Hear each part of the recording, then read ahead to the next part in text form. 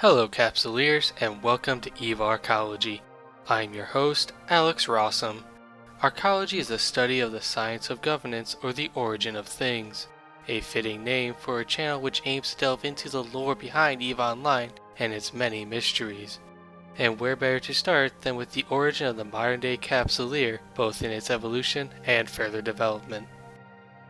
So then, our first encounter with capsule technology comes from the short story, The Jovian Wet Grave. This story takes place during a lull in the fighting during the First Caldari-Gallente War, in which the Caldari were fighting for their freedom.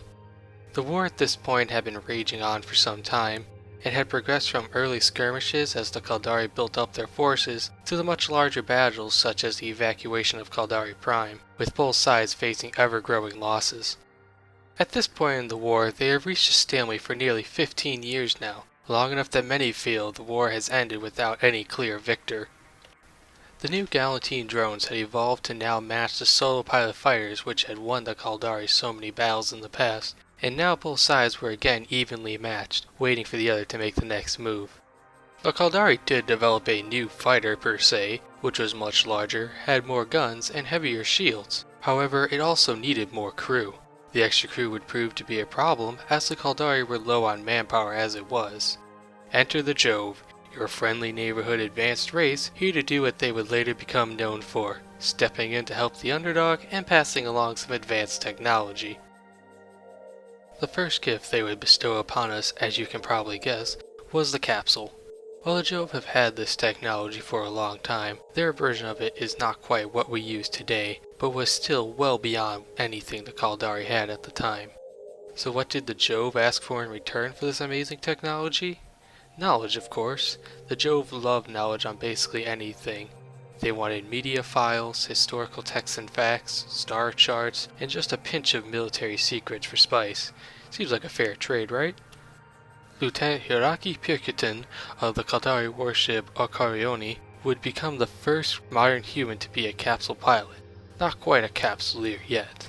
The Jove had gifted the actual pod to the Caldari previously, who followed instructions on how to set it up on the ship, and now met up with the Jove again to trade information for the final parts of the capsule and a demonstration. His accounts of entering the pod for the first time read, "One of the Jovians placed a tight rubber cap with lots of tube sockets over his head, covering his eyes and ears. Another Jovian inserted tubes into his nostrils. Finally, he felt his neural jacks being plugged. 'He is ready,' a voice said. Pirkitin felt hands lead him. He was lifted, and he felt liquid engulf him. He was sinking, but he could still breathe through his nose. He couldn't see, and he couldn't hear. All he felt was the cold, sticky fluid all around him. He was inside the capsule. Pirkitin slowly ran his hands over the inner surface of the capsule. It was very smooth, and Pirkitin found no seams or cracks or any controls or buttons for that matter. The capsule was tightly closed, and no discernible way to open it from the inside. Pirkitin was not normally claustrophobic, but now he felt panic rise within him and wanted to scream and run. But he could do neither. The thick fluid hindered all fast movements, and when Pirkitin opened his mouth, it was instantly filled with the strange tasting bluish liquid. Pirkitin was forced to swallow it so he could breathe again. Pirkitin tried to calm himself down, but when nothing happened for what seemed like eternity, he once again despaired. He had read about people being accidentally buried alive in olden times, and now he felt like they must have. This capsule, this thing, felt like a wet grave, burying him. Is this the end, Pirkitin thought? Maybe the machine has malfunctioned. Maybe they can't get me out. Then, all of a sudden, a bright light filled his eyes, and a sound like rushing wind filled his ears. After a few seconds, the light dimmed down and Pirkitin was able to see, but everything became deadly quiet, and what he saw made his stomach somersault. He was looking at the Archology from the outside. It was as if he was floating in space, maybe 100 meters from the ship.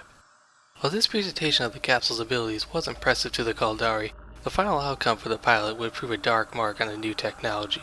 When the test was complete, Lieutenant Pirkitin was extracted from the pod, but he was trapped within his own mind, fully conscious of himself and his surroundings but unable to move or speak. This was a condition known as mind lock, wherein the pilot's mind was unable to readjust from the scale of a massive ship and its surrounding camera drones back down to the human body. Even the Jove had no cure for this.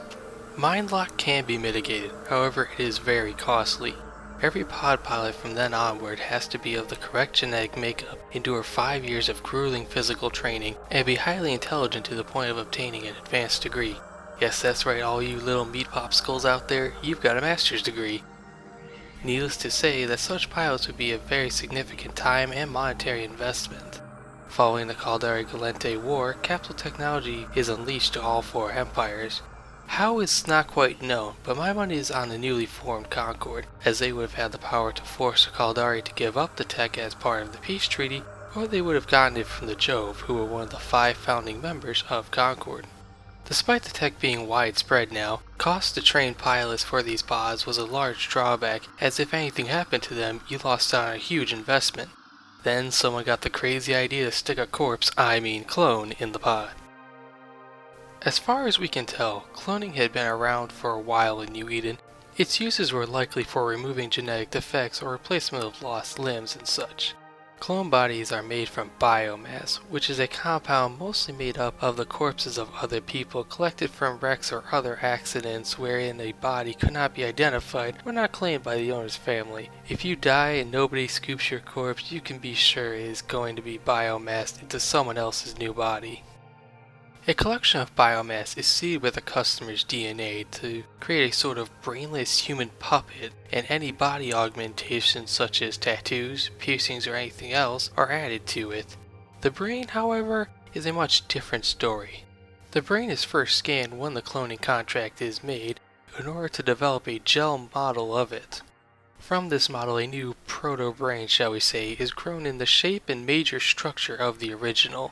Lastly, at a precise moment, a snapshot of the brain is scanned to fill the location of each individual neuron in order to form a proto-brain into a proper one. This final scan is transmitted to a new clone brain wherein it is arranged in the precise configuration that the original was in at the moment of the final scan. Sadly, this process is usually lethal as it destroys the original brain during the final scan, but nonetheless, you are now in a fresh body with your full consciousness intact. The biggest drawback for this technology is that the brain scanner needed for the final scan is not small enough to bolt onto the side of your head, so to perform this operation you need to be within a facility to undergo the process. Not exactly immortality, unless of course you happen to know of a growing population of people living in alien fish tanks large enough to sport a proper brain scanner and FDL transmitter. And thus in YC-104 the modern Capsuleer was born, as brain scanners were installed into the capsules so that when a pod's hull was cracked even a tiny bit, it would scan its pilot's brain and send the brain off to a new fresh clone ready to die again. In YC-105, Concord would officially authorize and mandate this new form of Capsuleer. This is also the year the game officially begins, so that's kinda neat. Moving towards the future, there have been some advancements made in Capsuleer technology. First off, we have jump clones. This is actually really simple. It's just a controlled death wherein you do so in such a controlled procedure that all your implants can be safely removed and placed into a fresh body for when you return to it. Funny and morbid enough, this has become a form of transportation for some of the wealthier citizens of New Eden. Nothing like traveling by death, though I guess it beats the current Amarajita commute. Next, there is a very odd new tech called soft cloning. This is something that is maybe canon, maybe not, it's really hard to say. Basically, you do a slow controlled scan of your brain to create sort of a save state of your mind, so that if you were to die outside your capsule, you could be reborn, but minus a few days, weeks, months, however long since you last stepped inside your pod or got a scan. Like I said, this is not super canon, so I would say take it with a big grain of salt whether or not it's an actual thing. Lastly, there are the alpha clones. Now this is a much deeper conversation that needs to be had in its own separate video, both going into how this happened and what it actually is. So stay tuned for that video coming up. And that, dear podlings, is the story of how you met your capsule. That's how we became immortal demigods fused to our ships, neither dead nor living, caught in an infinite cycle of rebirth. Through the marriage of these Jove capsules and cloning, New Eden has been turned on its head as a new race takes flight and rose to become empires in their own right.